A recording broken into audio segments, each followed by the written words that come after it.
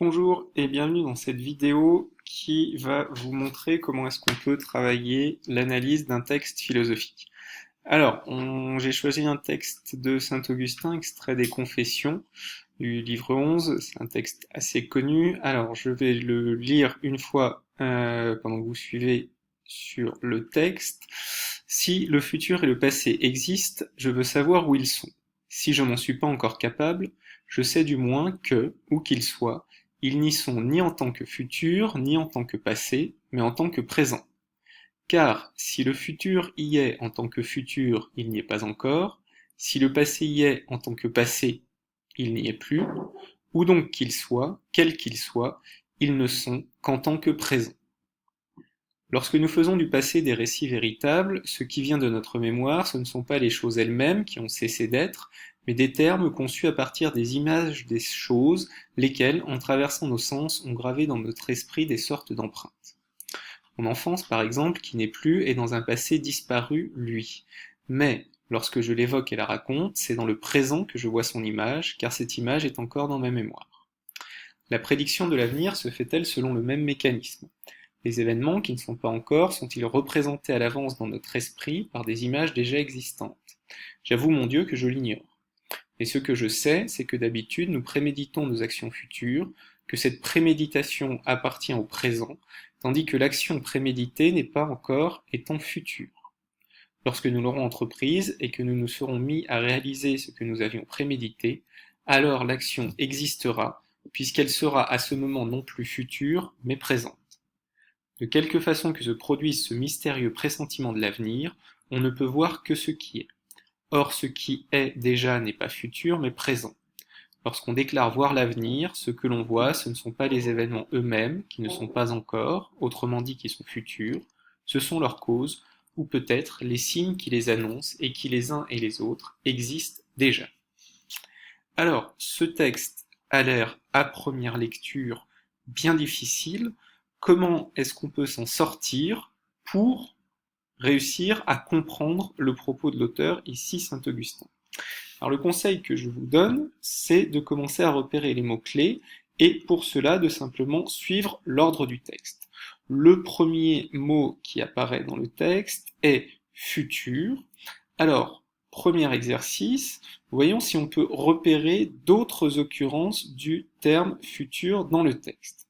Alors, j'ai surligné ici en jaune, d'accord, toutes les occurrences du terme futur, plus un mot qui s'en rapproche, avenir, qui apparaît à deux reprises.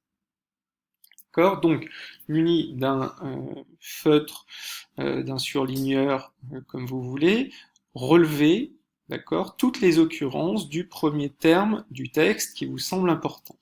Une fois que vous avez fait ça, vous pouvez passer au deuxième terme, le passé, et voir s'il n'y a pas aussi des répétitions de ce terme-là. Répétitions qui apparaissent ici en vert. Très bien.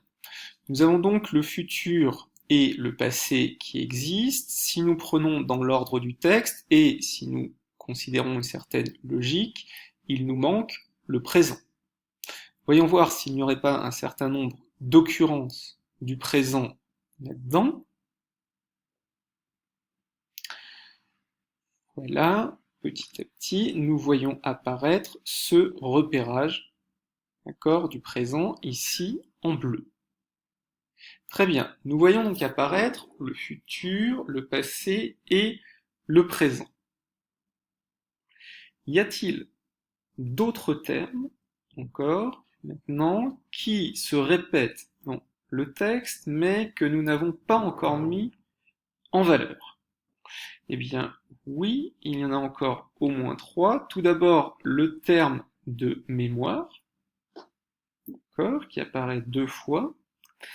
Un autre terme qui est celui d'image, ici en violet, qui apparaît quatre fois. Et, pour finir, le terme de préméditation et un autre terme, prédiction, qui s'en rapproche. Voilà donc, nous avons fini le repérage des termes qui se répètent le plus souvent dans le texte. Nous pouvons faire donc apparaître les différents mots-clés du texte, qui sont passé, présent, futur, image, mémoire, prédiction, préméditation, pressentiment. Donc en observant ces mots-clés, nous obtenons une information sur le thème du texte. Vu la fréquente occurrence des termes tels que passé, présent et futur, il paraît clair que le texte parle du temps. Le mot-clé mémoire et le groupe de mots-clés prédiction, préméditation, pressentiment renforcent encore cette idée. Le mot-clé image et sa fréquente occurrence n'est pas lié directement à la notion de temps, mais cela indique que l'idée d'image aura un rôle important à jouer au sein de l'argumentation. Si vous vous souvenez des conseils de méthode donnés sur Moodle, après le repérage des mots-clés, il faut repérer les mots chevilles. Nous avons mis ici en gras un certain nombre de mots chevilles que nous pouvons repérer dans le texte. Si, qui apparaît plusieurs fois, ni, mais, car si, lorsque, mais, par exemple, mais, car, mais, tandis que, puisque, or, mais, lorsque. On voit bien que ces mots-clés structurent le texte et relient les phrases les unes aux autres. Cela donc peut être intéressant pour comprendre la manière dont l'auteur argumente dans ce texte. Donc une fois que ce repérage est fait, les termes importants, les mots-clés qui sont surlignés en couleur, les mots chevilles qui sont en gras, on peut à ce moment-là commencer à réfléchir au thème du texte et à la thèse du texte. Donc nous avons vu que les mots-clés étaient futur, passé, présent, mémoire, image, prédiction. Qu'est-ce que nous pouvons dire sur le thème du texte? Eh bien, la question et le thème du texte, c'est la suivante. Le futur et le passé existent-ils? C'est la première phrase du texte. Et la réponse, la thèse du texte, est le futur et le passé existent en tant que présent. Voilà.